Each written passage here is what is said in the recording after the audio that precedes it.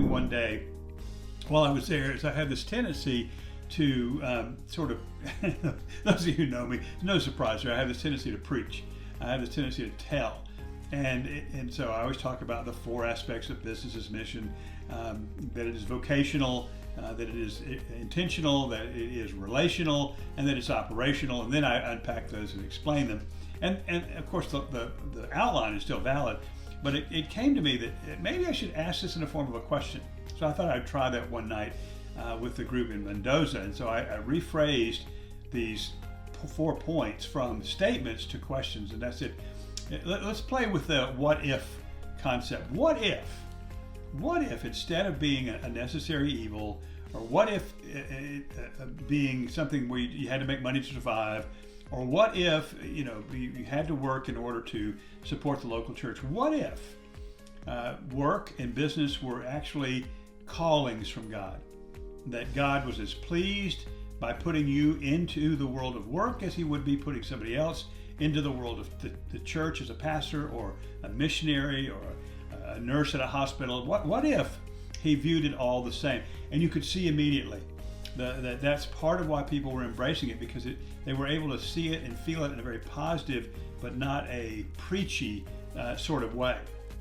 What if work was not just something you did because you had to do it? What if it could be intentionally connected to what God is doing? What if your job was a part of what God is doing in the world as he reaches out to transform society, to make disciples of all nations, as he reaches out to impact the poor, impact the community, create jobs, create sustainability, and ultimately be the platform and the means by which we engage the world and share the gospel with them and bring them to not just salvation, but bring them to an obedient discipleship to Jesus Christ.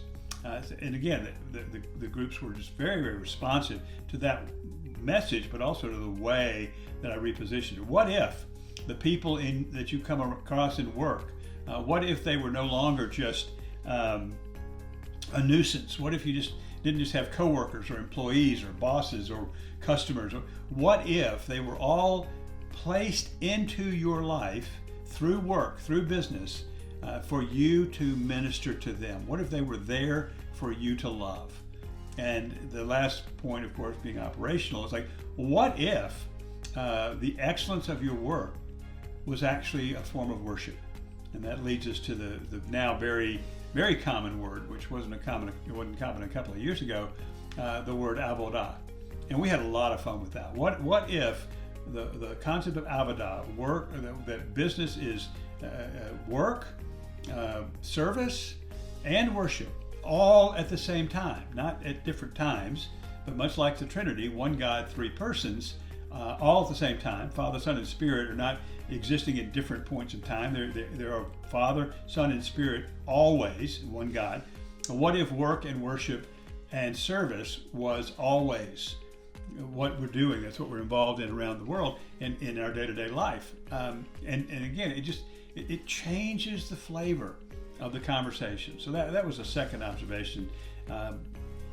You think I would have learned this a long time ago, but for those of you who have read about Socratic method, the teaching by asking questions, you know also that it's a lot harder than it sounds. Preaching, teaching, didactic, declarations, much, much easier. Probably much less effective. And so, I'm a little late to the game, but I'm still teachable. Third thing, after studying Spanish for the last 15 years, I've studied Spanish every single day for 15 years, and it still stinks. My opening line, I could do more. In fact, one pastor thought I was there to teach in Spanish. He had not been told that I needed an interpreter, so he didn't have one. So he said, "Of course, you'll teach in Spanish." My opening line in every Spanish conversation is, "Mi español es muy pequeño," meaning very little, or is muy poco. Poco is very, very, very small, or muy mal is very bad. And they would laugh and smile, and then they would realize he's telling the truth. And so I just realized again, after all these years, I still can't speak Spanish very well. truthfully, I think about quitting all the time. But I'm not a quitter, so I'll keep learning, and God keeps giving me opportunity to practice it. Fourth thing, and this was interesting, is that the evangelical church in Argentina in particular, but I've seen this around South America as a whole, the evangelical churches, plural, are very small. I mean, 30, 40, 50 people. 50 people would be big. Many of the churches were 15 or 20 people. But there are lots of them. And they're not divided. It's not like this little group over here hates this little group over there. It is that they just don't have any resources. So as a result of that, they're kind of house churches. Most of them have outgrown home meetings, or there's nobody wealthy enough to have a large enough home to house them. So they'll meet in an old building or a little office building or a little storefront or whatever. But the cool thing about it was everywhere you turn, there was a little evangelical church. And these were not just little cult-like churches. These were powerful, committed, passionate churches that loved to worship. I think the biggest church that I was a part of is the one I preached at last Saturday night.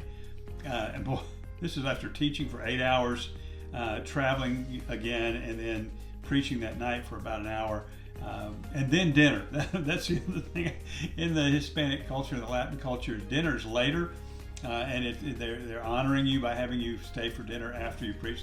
So it would be typically 11, 12 o'clock at night before I would be done. But that was maybe the largest church I've been to. And I think maybe there were 45 people there. Great people, excited people, energized people, prayerful people. So I was able to speak to them on the Great Commission. And again, this idea of business's mission, the ministry aspect of being in business, resonates so powerfully. And the last thing that I saw, and I've seen this again, I saw it in Colombia last year. I've seen it in Brazil multiple times.